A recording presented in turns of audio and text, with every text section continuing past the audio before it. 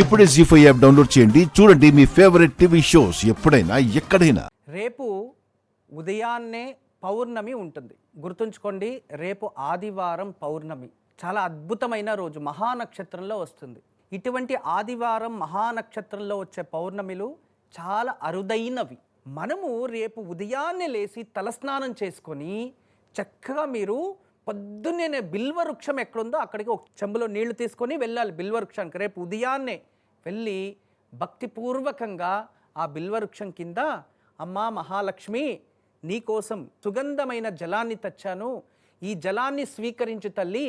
రేపటి నుంచి నారాయణుడు యోగ నిద్ర నుంచి లేచి వస్తున్నాడు, అందువలన నువ్వొచ్చి నారాయణకి నిద్ర లేపాలి, మన ఇంటికి రా, నారాయణుడు మన ఇంట్లో ఉన్నాడు అని చెప్పి ఆ మహాలక్ష్మికి ఆ విధానంగా మీరు మనస్ఫూర్తిగా కోరుకోవాలి.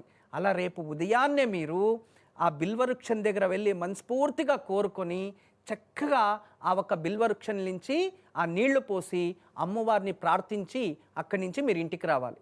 ఇంటికి వచ్చిన తర్వాత మహాలక్ష్మి నారాయణులకి పూజించి, అమ్మా మహాలక్ష్మి, నువ్వు మా ఇంటికి వచ్చావని నేను నమ్ముకున్నాను, రేపటి నుంచి మహావిష్ణుకి ధనుర్మాసం, నువ్వు ఇక ఇక్కడే ఉండి మహావిష్ణుతో కలిసి సంతోషంగా ఉండాలి తల్లి అని మనస్ఫూర్తిగా లక్ష్మీదేవికి పూజించాలి. అంటే లక్ష్మీదేవిని ఎక్కడి నుంచి మనం తీసుకొని రావాలి? ఇంటికి బిల్వవృక్షం నుంచి మన ఇంటికి ఆహ్వానించాలి. తర్వాత ఇంట్లో వచ్చి పూజ చేయాలి. ఇలా చేస్తే సాక్షాత్ లక్ష్మీదేవి మన ఇంటికి స్థిర నివాసంగా వస్తుంది. లక్ష్మీదేవి ఒక రూపంగా ఉండదు, మీరు దీన్ని అర్థం చేసుకోవాలి. అర్థమైందా? లక్ష్మీదేవి ఒక రూపంగా ఉండదు.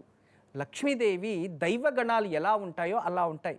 ప్రకృతిలో అన్ని చోట్ల లక్ష్మీదేవి ఉంటుంది, ప్రకృతిలో అన్ని చోట్ల దేవతలు ఉంటారు. అందుకే మీకు అందరికీ ఏం చెప్తున్నా, ఈరోజు మన భూమిని ఎందుకు ఎన్నుకున్నారు, పూర్వంలో అన్ని వారు ఈ భారతదేశాన్ని ఎందుకు ఎన్నుకున్నారు అంటే, ఇక్కడ ఏ ఋతువుల్లో అయినా, గుర్తుంచుకోండి, ఏ ఋతువుల్లో అయినా, ఏ మాసాల్లో అయినా, ఎటువంటి క్లిష్టమైన పరిస్థితుల్లో అయినా, ఎటువంటి ఋతువుల్లో ఎంత చలి ఉన్నా ఏ ఒక జీవికి ఇక్కడ హాని జరగదు. అంటే జననము చక్కగా జరుగుతూ ఉంటుంది, తర్వాత అదే విధానంగా దాని జీవన శైలి చక్కగా జరుగుతూ ఉంటుంది. ఈ భారతదేశ భూమి తప్పితే వేరే ఏ కంట్రీల్లో కూడా ఇటువంటి క్లైమేట్ ప్రకృతి ఇంకెక్కడ ఉండదు. అందుకే ఇది అంత పవిత్ర భూమి. ఇక్కడ వేరే దేశాల్లో 90% ఆధ్యాత్మికం వ్యక్తి 90% కష్టపడితే ఆ ప్రకృతి 10% మాత్రం వాళ్ళకి సపోర్ట్ చేస్తుంది. భారతదేశ ప్రకృతి వ్యవస్థ ఎలా ఉంది అంటే 10% ఇతనిలో ఆధ్యాత్మిక సృష్టి అయితే 90% ప్రకృతి సహకరిస్తుంది. అటువంటి అద్భుతమైన శక్తి ఈ భారత భూమికి మాత్రమే ఉంది. అది పంచభూతాలు ఈ భారతానికి అంత ఆకర్షితులై ఈ భూమి అంత గొప్పదయ్యింది. ఇది మన భారత భూమికి ఉన్న రహస్యం. అందుకే అన్ని ధర్మం వాళ్ళు కూడా భారత భూమిలో ఉండాలి అని కోరుకుంటారు. ఎందుకు అంటే ఈ భూమికి ఉన్న శక్తి అంత గొప్పది. జీ5 యాప్ డౌన్లోడ్ చేసి అన్ని ఎపిసోడ్స్ పూర్తి ఉచితంగా చూడండి.